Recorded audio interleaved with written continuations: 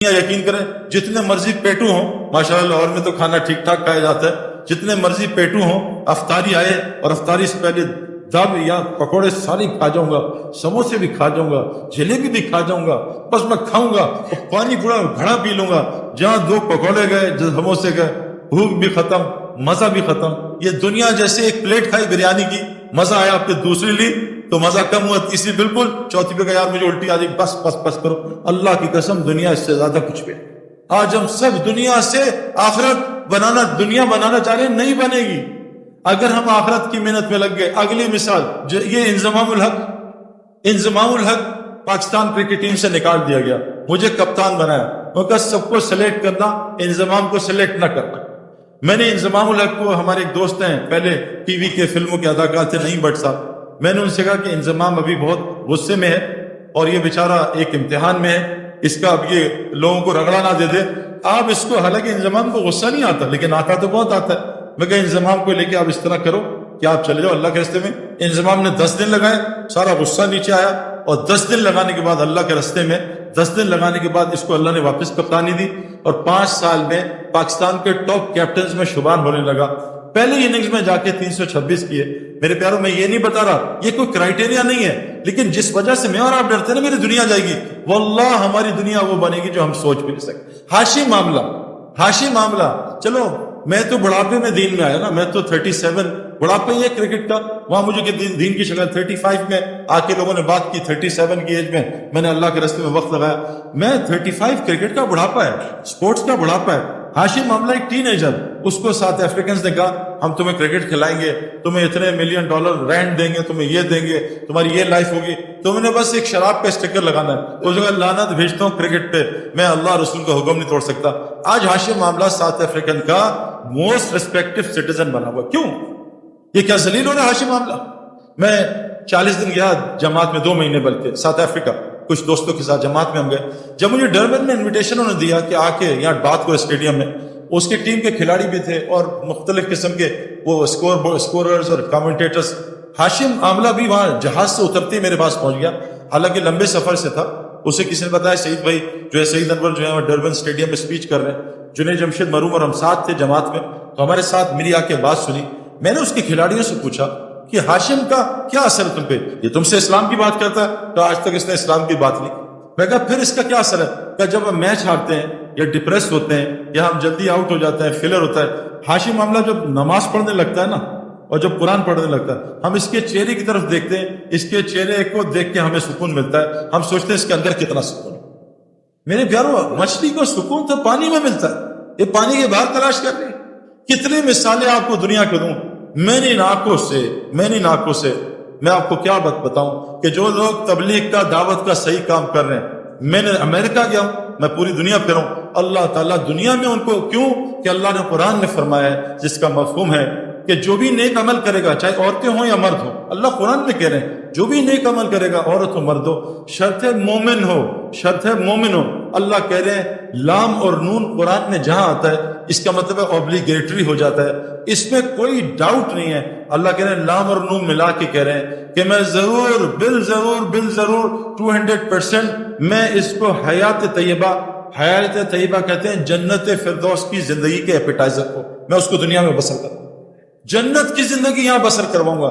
آج مسلمانوں پر زندگی جو ہے وہ جنت کے نہیں ہے میرے پیاروں، کیوں کہ آج مسلمانوں میں کیا ہے؟ دیکھو، جنت کی زندگی کے علامات ہیں، جہنم کی زندگی کے علامات ہیں۔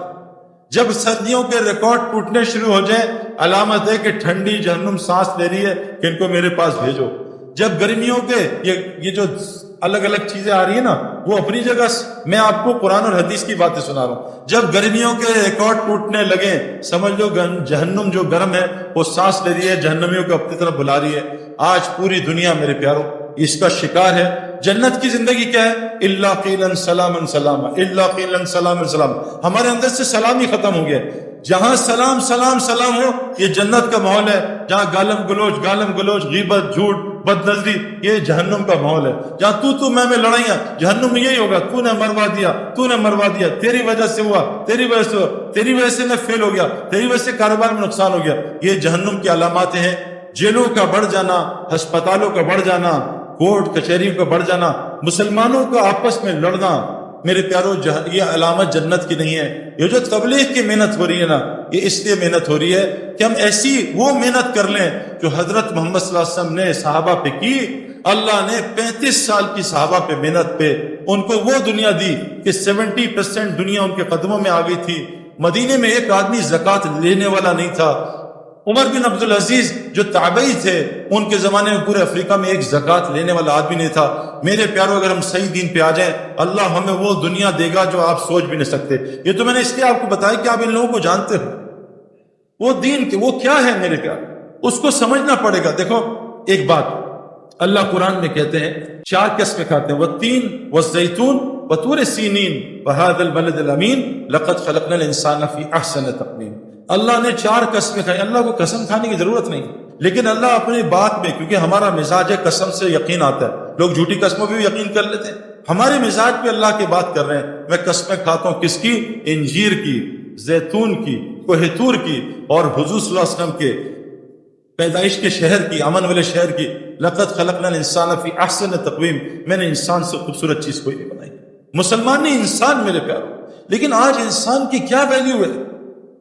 آج انسان کی کوئی ویلیو ہے؟ آج انسان کی قدر جانوروں سے ختم زیادہ ہوگی. کیوں؟ کہ اللہ تبارک تعالیٰ نے فرمایا اگر انسان اپنے اوپر انسان بننے کی محنت کرے، یہ فرشتے اس کو سجدہ کریں گے. اگر انسان بننے کی محنت چھوڑ دے تو یہ جانوروں سے بدتر ہو جائے. ہمارا سب سے بڑا مسئلہ ہے میرے پیارو، آج ہم دنیا میں ہر محنت کر رہے ہیں، ماں باپ محنت کر رہے ہیں. میرا بچہ، آج ماں باپ جب ہم سے ملتے ہیں تو کیا کہتے ہیں؟ ہم اپنے بچے کو کرکٹر بنانا چاہتے ہیں. خواب دیکھ رہے ہیں، دعائیں کرتے ہیں. ماں باپ کہتے ہیں ہم اپنے بچوں کو doctor, engineer, pilot, business man یہ بنانا چاہتے ہیں. کتنے ماں باپ ہیں جو اپنے بچوں کو انسان بھی بنانا چاہتے ہیں. میں نے ٹل دی ایج آف 35 کان میں ایک دفعہ نہیں سنا کہ بیٹا انسان کے بھی بچے بن جاؤ. میرے پر انسان خود بخود ڈاکٹر نہیں بنتا، خود بخود انجینئر نہیں بنتا. چاہے باپ دادا کرکٹر ہوں، اس کو روزانہ 10 گھنٹے گراؤنڈ میں جانا پڑتا ہے تاکہ اس کے اندر کرکٹر یہ بن جائے. میرے پیار دیکھو میرے پیارو، جب اللہ انسان کی تعریف کر رہے ہیں کہ انسان کتنی صفت خیر والا ہوگا. حضرت داؤد علیہ السلام کو اللہ نے فرمایا، اے داؤد میں ایسی امت بھیجنے لگا ہوں، ایسی امت جس کو وہ صفات دوں گا جو انبیاء میں ہوتی ہیں، وہ نوافل دوں گا جو انبیاء میں ہوتے ہیں. ان کا حشر قیامت کے دن نبیوں کے ساتھ کروں گا. نور کے ممبر پہ ہوں گے، نبیوں کے ساتھ کرسیاں لگی ہوں گی، لیکن نبیوں کی مہر سے خالی ہوں گے. بس ان کو نبیوں کی طرح دنیا میں پالوں گا، ان کی دعائیں نبیوں کی طرح قبول کروں گا. آج تو ہماری دعا قبول نہیں ہوتی. ایک عورت ہے، عورت کمزور ہے، اللہ نے بنائی ہے. ایک عورت ہے حضرت خولہ رضی اللہ عنہا، ان کو شوہر نے طلاق دی تھی. کچھ الفاظ کیے کہے، اس زمانے میں طلاق ہو جاتی تھی. کوئی اکیلی عورت کی، یا رسول اللہ مجھ پہ رحم کرے، میرے شوہر نے چھوڑ دیا ہے، میں اکیلی ہوں، بچے، میں کیا کروں گی. وہ اتنا روئی ہے کہ عائشہ علیہ تعالیٰ نے بھی رو پڑی، حضور صلی اللہ علیہ وسلم بھی رو پڑے. ان کے رونے پہ اللہ نے قرآن کی آیتیں اتار دی اور طلاق کا فیصلہ ایک عورت کی وجہ سے بدل دیا. آج 40 لاکھ لوگ حج پہ دعا کرتے ہیں، یا اللہ لاہور میں بارش برسا دے، یا اللہ مکے میں بارش برسا دے. اللہ 40 لاکھ لوگوں کی دعائیں قبول نہیں کر رہے. کیوں؟ میرے پیارو ہمیں سمجھنا. دیکھو میں آپ کو اس لیے بتا رہا ہوں کہیں ہم دھوکے میں نہ چل جائیں. علامات یہ جہنم کی زندگی میں، جنت کی. رزق تنگ ہونا، اللہ کسی سے ناراض ہوتے ہیں، اس کا رزق تنگ کر دیتے ہیں، اور اتنا تنگ کرتے ہیں گھر سے اٹھا کے دور پھیر دیتے ہیں. میں جانتا ہوں پوری دنیا کے مسلمان، ماں کہیں بیٹھی ہے، باپ بیچارہ کہیں ہے، بیوی کہیں ہے، بچے کہیں ہیں، خود کہیں بیٹھا ہے. پوری دنیا میں اللہ نے خاندان کو الگ کر. میرے پیارو یہ علامات ہیں. آج پریشان، ہر آدمی ڈپریشن کا شکار. تو میں نے امریکہ بھی گیا، وہاں کے میں لوگوں سے ملا، بڑے لوگوں سے. میں نے ان سے کہا کہ تم بہت ترقی کر رہے ہو. میں نے گوگل میں سرچ کی، میں نے پچھلی سینچری کے 100 ریچسٹ اور 100 موسٹ فیمس لوگوں کو جمع کیا. 100 ریچسٹ اور فیمس. جب میں نے ان کا اینڈ دیکھا تو وہ 3 طریقوں سے مرے. وہ ڈپریشن سے مرے، وہ ڈرگز کے اوور ڈوز سے مرے، یا انہوں نے خودکشیاں کی ہیں. میں نے چوتھا اینڈ نہیں دیا. یہ ہے کامیابی میرے پیار. وہ جو ٹیمپرری کامیابی ملتی ہے شادی کر کے 6 مہینے کی، بہت خوش میاں بیوی، یہ ہنی مون، یہ شاپنگ، اور 6 مہینے کے بعد وہ کل دونوں کہتے ہیں شادی ہم نے کیوں کر. آج پوری دنیا طلاقوں سے بھری ہوئی. سب سے پہلا رشتہ اسلام کا حضرت آدم کا اور علیہ السلام اما حوا کا سب سے پہلا رشتہ جس سے نسلیں چلتی ہیں. آج دنیا میں طلاقیں، میں آپ کو کیا بتاؤں، ایک ملک میں نام لوں گا، آپ ریکارڈ کر رہے ہو، 90% طلاقوں کا ریٹ ہے. ہر گھر میں لڑائی. میرا تو آپ سے تو ابھی بات کروں، میرا تو انٹریکشن لوگوں سے بہت ہے. اب تو 7-8 گھنٹے لوگوں سے ملتے ہیں، ٹائم نہیں ہوتا اپنی بیوی کو دینے کے لیے، ٹائم نہیں ہوتا میں اپنے بچے کو بمشکل اثر سے مغرب ٹائم دے پاتا ہوں، نہیں دے سکتا، کسی نے یہاں بلا لیا، کسی نے یہاں بلا لیا، لوگ خودکشیاں کر رہے ہیں اور اللہ نے ہمیں جہنم کی زندگی سے نکالا۔ ایک بات ایک اور سنا دوں، یاد آ گئی، اللہ تعالیٰ قرآن میں کہتے ہیں وَفِي السَّمَاءِ رِزْقُكُمْ وَمَا تُوعَدُونَ، رزق میرے پیاروں صرف روٹی کو نہیں کہتے، رزق ہماری دنیا کی جتنی ضروریات ہیں اس کو رزق کہتے ہیں۔ اللہ قرآن میں کہہ رہے ہیں وَفِي السَّمَاءِ رِزْقُكُمْ وَمَا تُوعَدُونَ، تمہارا رزق جس سے وعدہ کیا آسمانوں میں ہے۔ میں نے 1989 میں غلطی کر کے نادانی میں، بے وقوفی میں نے چودھری چاند کا جو رات کا چاند ہے میں نے آسمان میں دیکھا، میں نے دیکھا کیا چاند ہے اتنا بڑا، میں پانی کے پاس کھڑا تھا تالاب میں نے وہاں بھی دیکھا نیچے بھی، میں کہا وہاں تو ایسے ہی ہے، نیچے چاند ہے، میں نے ڈبکی ماری وہ چاند کے شیڈو میں نے ڈبکی ماری۔